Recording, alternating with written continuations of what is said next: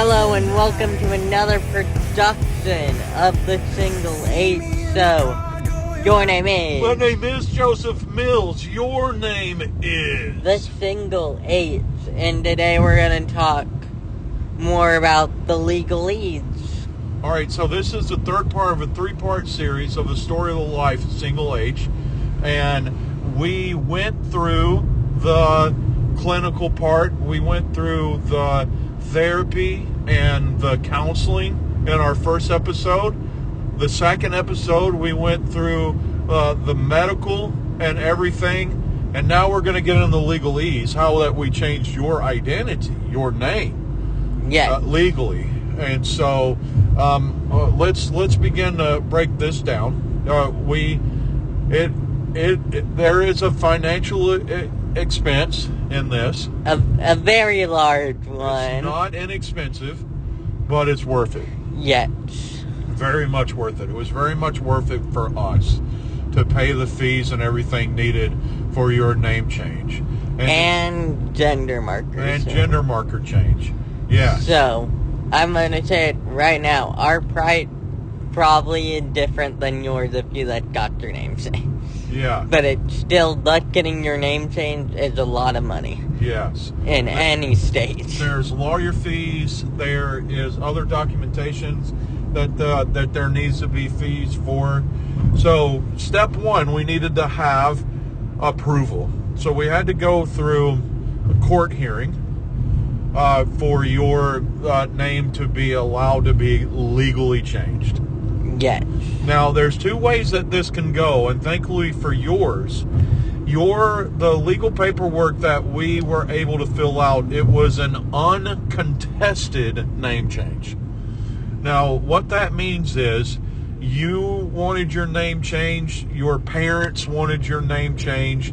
There was no one saying, no, you can't do this. So we didn't have to go stand in court and fight over your name change with each other.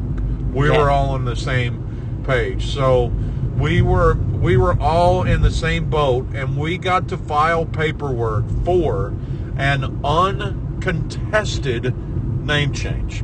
Yes. Now, in doing that, here's what happened. We got, well, you described the first phrase. That's when we went and worked with our friend at Trans Family Services.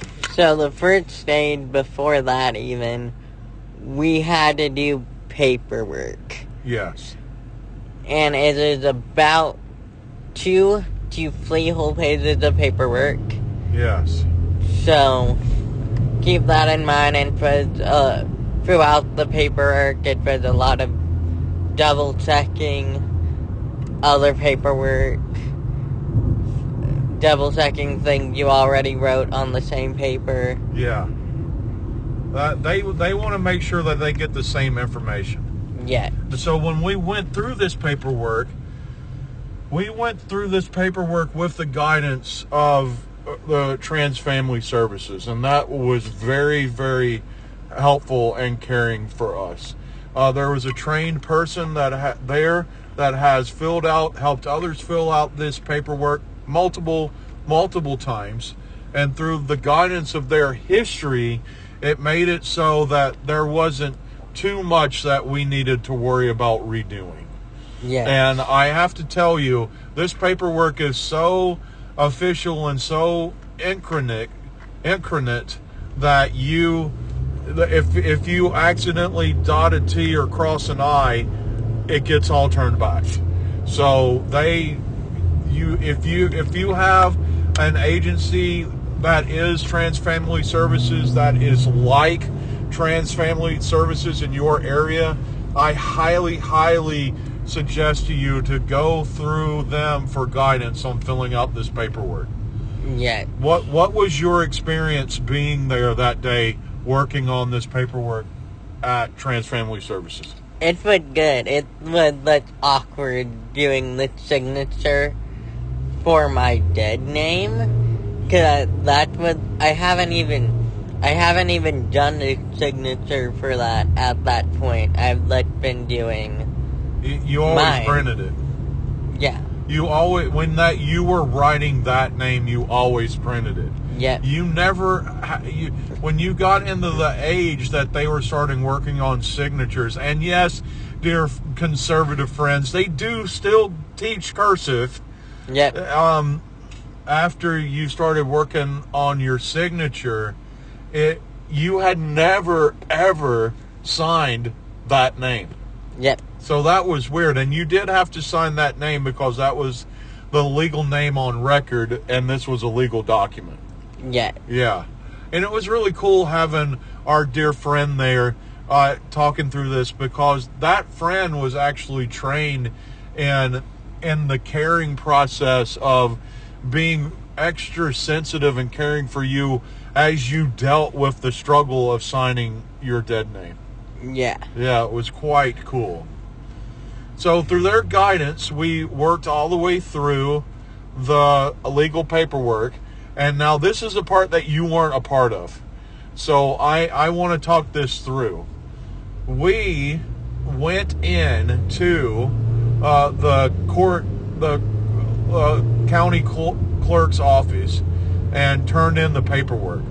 I was in that building for 3 hours.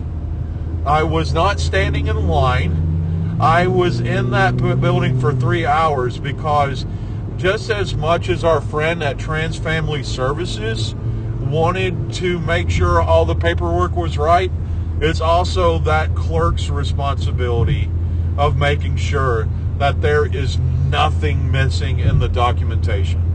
Yeah. Because it was an uncontested name change, literally the only thing the judge wants to do is see the check boxes and sign it.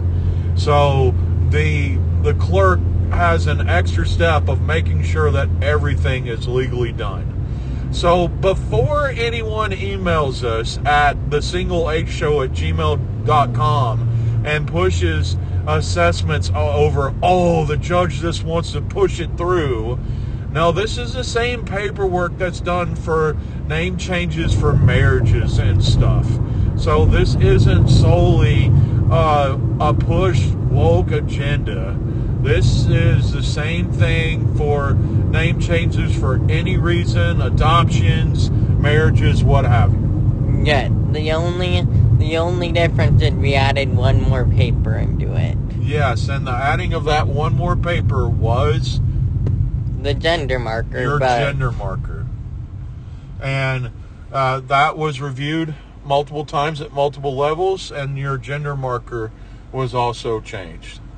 Yes. So going through all that process, we went through a very, very lengthy process with a person that others would propose was pushing an agenda. Well, no, they went through hour and a half, almost 2 hour conversation with us on what we were doing, making sure it was absolutely clear this is what we were doing, and making sure we were doing it right. So that's not forced, it's, are you sure? Yeah. And then going through the clerk's office, it was another, you did this right, are you sure? Here you go. Yeah. But then we had to do another thing that made me really nervous.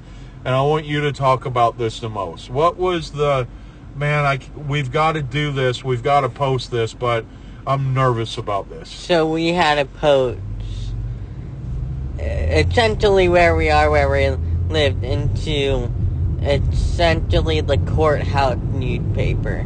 Yes. And That would terrify. it wasn't a courthouse newspaper, it was a public newspaper. Yeah. We had to post publicly for X amount of days that you were changing your name. Because unfortunately, sometimes people change their names to get out of legal issues, which we were not doing with you. Yeah. So you have to publicly post for X amount of days your birth name, your address, and so forth, in case that there's anybody out there trying to find you. So that one scared me. Yeah. Essentially, what we did, because we also have to state the purpose of it. What we essentially did was post publicly to every trans homophobe who you were and where you live. Yeah. Yeah. Like, here's someone you can shoot at, essentially. Here's somebody that you can arrest. Yeah. Yeah. And that I was nervous about that. You were nervous about that. It was quite scary. Yeah, and I'm like, y'all, maybe we can make also make another column or like another secret page in the middle. Yeah. That for people like me, that we don't feel like we are on the full front page. Yeah. But unfortunately, also people change their names for other reasons, and it has to be publicly done that way because of legal lawsuits and so forth. Unfortunately, it just has to be done that way. But here we are. We got through that. The court reviewed the paperwork. We got an email that said, "Congratulations, this is your name." And then we had to go back in and to get all of those documents certified. Yeah, which is another $50. It was not cheap. And you need to get as many as possible because there's a lot of steps that comes next. Yeah. You need to have it for any specific unique legal documents. You need to have that notarized paperwork for any specific benefit that you may be receiving. And those documents were highly important as we went through the next step, which was going in for your Social Security card. Yes. Now, luckily we had like a good person at the Social Security office that was like kind of like, I'm sorry. Yes. That we don't have that federally we're not at the same level as we are in California. So if you're changing your marker to non-binary, you have to pick one of the binaries, sorry. Yes. So for your Social Security. I guess really shoot for whichever one that you feel the most connected to. Yeah, lean to the one you're most comfortable at when they ask you for your Social Security card. Yes. But we did, it was honestly, that process was quicker than I thought it was going to be. Yep. The dear friend, we just gave her all the information. She typed it in for us. We signed a couple of things. You signed something. And that shifted your name legally and Social Security as masculine. As masculine. Yeah. Yeah. So now that you have done that, we got your card. It had your full legal name. But then there was one more major step, and this one was not that easy. The birth certificate. We did go through the work of getting your birth certificate shifted. And that was quite possibly, I'll have to share with you, that was the hardest part of the legal documentation. Oh yeah, it would, without a doubt. Without a doubt. We had to apply for different paperwork that it took a while to receive. We had to find representation of the original birth certificate. We had to have documentation of your Social Security card. We had to have documentation of the signed court papers for your name change, and that was quite a bit of work to do, including when you get the information page, read it as closely as possible, because I felt that I read it closely and still missed stuff that we had to send in. Yeah. So that's yeah. And then it's the waiting game on that. Yep. GAPD called them multiple times to check the status of it, emailed them multiple times to check the status of it. Thankfully, I don't know if she just had the right email, but for government questions, she got responses much quicker than we're used to getting responses.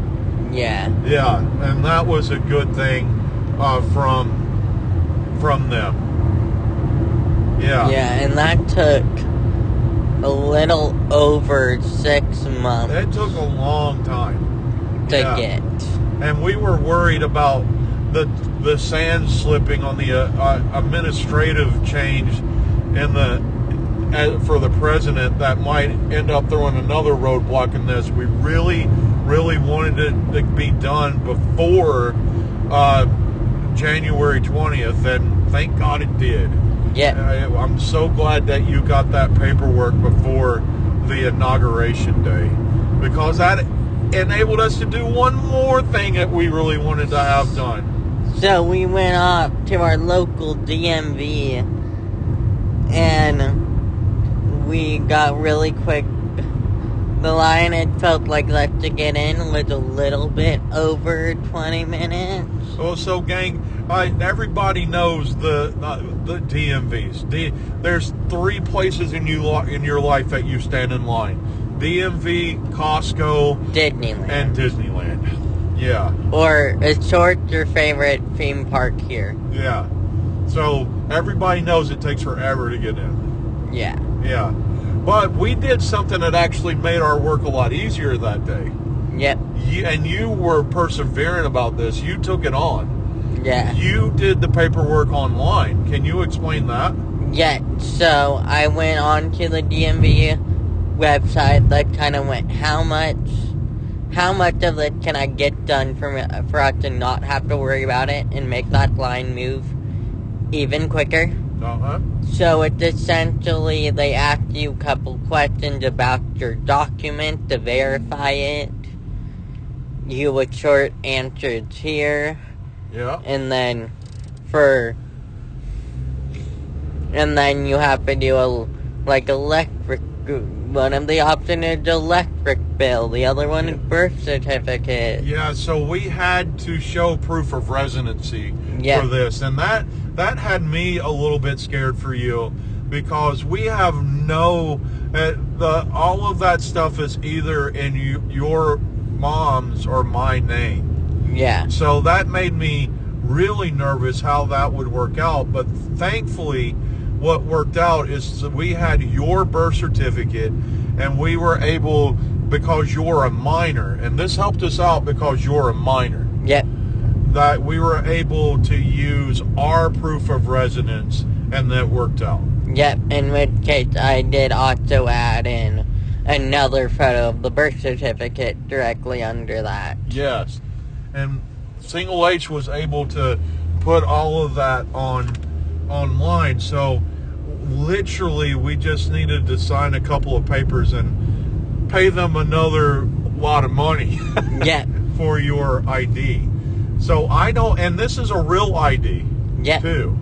That did you check, does it have your the right gender marker on it? It had sex on it. I don't think they have gender marker on there. Okay, but did it was it marked as masculine or an N? It's been marked as X. X. And that's what non-gender is, right? X? I have no idea what it's supposed to be on ID. It would either be M or F if it's binary. Yep, then it's an X. So that was non-binary. Yeah, Good. So that is what we changed my gender marker to. Yeah. As you can do in the lovely state of California. So sex is a gender marker. The answer to that question isn't yes, please. Yeah. It is male or female. It's when you see sex on that, it's a gender marker. Yeah. Yeah. So good. So yours has an X, which is non-binary. Yeah. That's really awesome.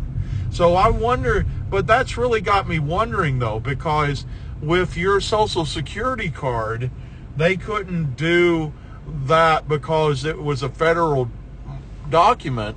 But it was my understanding that real IDs, although it's presented by a state, is also a federal document. Because they are presented by a state and they're on following your state-issued birth certificate. Uh-huh. An ID is a state thing because, when people go to other states, well, they have to get new IDs. Yes, they if you move and live in a new state, you have to get a driver's license based for that state. That is correct. And if you don't, in a specific amount of time, you get fined for that. Yeah. Yeah. So it's yeah. like a weird legal stuff and complicated. It's a bit of a jumble for certain. Yeah, like a leads over the process, I feel like I have a slightly better idea of the legal system. Yeah, because you've dealt with it neck deep. Yep. So now, with the completion of this podcast, these last 3 episodes has been your complete journey in transitioning. You are transitioned. But I want to tackle one more topic, because someone will probably bring up, okay, you've been on testosterone, but what about surgery? That was the beauty of getting your puberty blockers and your... I didn't get puberty blockers. Because you already started puberty. Yeah. Yeah, so you did... All right, so listen. All right, even more than that, that's going to prove my point even better. Yeah. You were never on puberty blockers, but we were able to get your testosterone started in such a time, you're probably never going to need top surgery. Yep. Yeah. And I don't necessarily want to go through countless surgery to get... For bottom surgery? For bottom surgery. Bottom surgery is actually like more than one surgery. For sure. But they generalize it with bottom surgery. I thought that... I didn't know that they did that for FTM. Honestly, I did not know that. There's a surgery for everything, pretty much. There's a surgery for everything. Yeah, the Single H Show. There's a surgery for everything. You know, we're going to make a sticker for that, for the sticker store. The Single H Show. There's a surgery for everything. Yeah, so... yeah, I'm not kidding. I'm making that sticker today. There's been surgery. There's countless YouTubers that have been through it, but I'm sure you can look up their process through it, but yeah, it is more than one surgery on both sides, I believe. Yeah. So so this would be hard because we don't want to out people, right? Yeah. I would love to find another FTM that went through bottom surgery.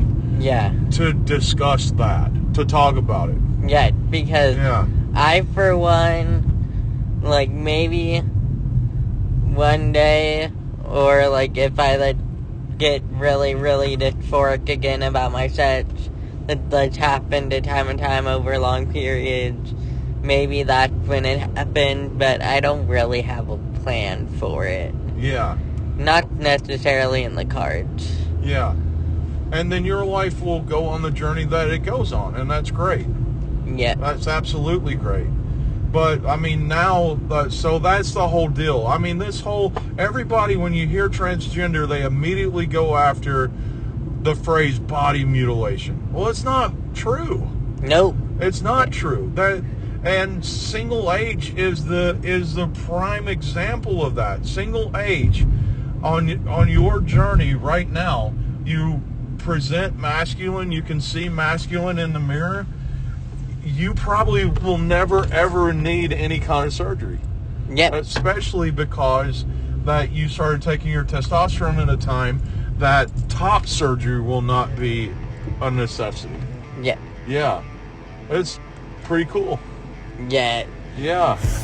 So next week we're going to start the new focus of the Single H Show. Yeah. Which is going to be tackling LGBTQIA+, specifically transgender issues. And next week we'll need to talk about some governmental stuff. Yep, and the week after that, we might throw in either on the half-hour, power hour on this one, the process through black belt testing, because it is. Yeah, because that actually has become a transgender issue for you. Yep. Let's make that the topic of next week's Single H Show. Yep. Is now that you have transitioned, you are going to be a trailblazer for something you're doing. Yes. All right, so that's next week's episode of the Single H Show, but that's the end of this week's show. Your name is My name is Joseph Mills. Your name is the Single H, and we have been the Good Brothers.